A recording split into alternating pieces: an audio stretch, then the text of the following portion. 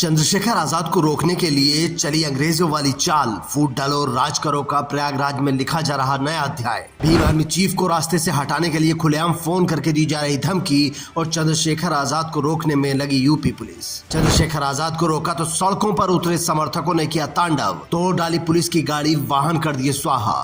चंद्रशेखर आजाद के साथ जो प्रयागराज में हुआ और वहां के युवाओं ने उसके बाद जो कुछ किया वो कोई आम घटना नहीं है। इसके पीछे पूरा इकोसिस्टम है जिसे समझने के लिए आपको कड़ी से कड़ी जोड़नी पड़ेगी और फिर आपको इस सवाल का जवाब मिलेगा कि क्या चंद्रशेखर आजाद के साथ अंग्रेजों वाली चाल चली जा रही है। क्योंकि चंद्रशेखर आजाद जब कौशाम्बी के इटौसी गांव जा रहे थे तो पुलिस ने उन्हें प्रयागराज में ही रोक लिया और सर्किट हाउस में अरेस्ट करके बैठा दिया। वो लगातार पुलिस से कहते रहे कि मैं अकेला जाकर परिवार से मिल लूंगा, लेकिन पुलिस ने एक भी बात नहीं मानी। इधर पुलिस चंद्रशेखर आजाद को रोककर खड़ी थी और दूसरी तरफ इटौसी में लोगों का हुजूम उनका इंतजार कर रहा था। ये इंतजार पहले मिनट और फिर घंटों में बदल गया, जिससे भीड़ नाराज होने लगी और उनकी पुलिस से बहस हो गई। उतने में खबर आई कि चंद्रशेखर आजाद को पुलिस ने हाउस अरेस्ट कर लिया है और यहाँ आने नहीं दिया जा रहा है। फिर क्या था, पब्लिक आग बबूला हो गई। पुलिस ने उन्हें रोकने के लिए बल प्रयोग किया तो बवाल हो गया। पब्लिक ने पहले डायल 112 की गाड़ी को तोड़ा और फिर उसे पलट दिया। उसके बाद पुलिस की एक और गाड़ी को चूर चूर कर दिया गया। तब जाकर नैनी औद्योगिक क्षेत्र, करछना, घूरपुर, गोंदियारा, कीटगंज, बारा और मुट्ठीगंज थाने से फोर्स बुलानी पड़ी, लेकिन हुड़दंग कब्जे में नहीं आया तो पीएसी और आरएएफ को भी बुला लिया गया। अब करीब दर्जन भर लोग पुलिस की हिरासत में हैं और बाकियों की तलाश की जा रही है। लेकिन सवाल ये है कि क्या इसमें किसी तरह की कोई साजिश है और जो दावे सोशल मीडिया पर किए जा रहे हैं उनमें कितना दम है। क्योंकि चंद्रशेखर आजाद को रोकने की जिम्मेदारी जिस अधिकारी को मिली थी उनका नाम अभिषेक भारती है। अब लोग सोशल मीडिया पर लिख रहे हैं कि दलित के खिलाफ दलित को खड़ा करके अंग्रेजों वाली चाल चली जा रही है। देखिए कैसे चंद्रशेखर आजाद अभिषेक भारती को डिफेंड करने की कोशिश जनता के सामने कर रहे थे।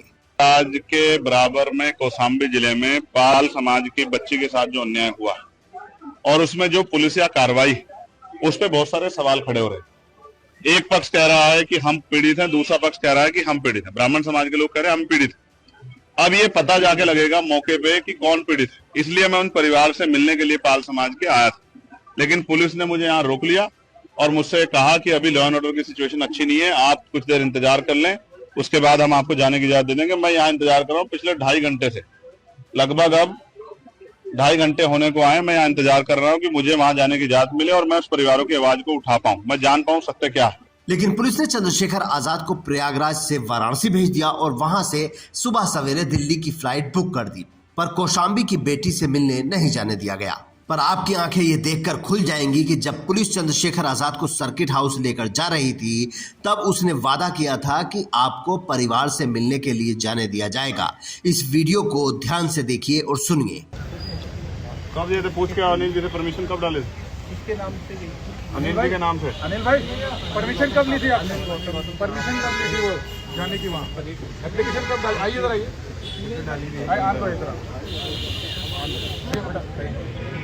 आइए आइए परसों ली थी आप? लेटर है मोबाइल पे है? लेटर? हाँ लेटर लाए हैं।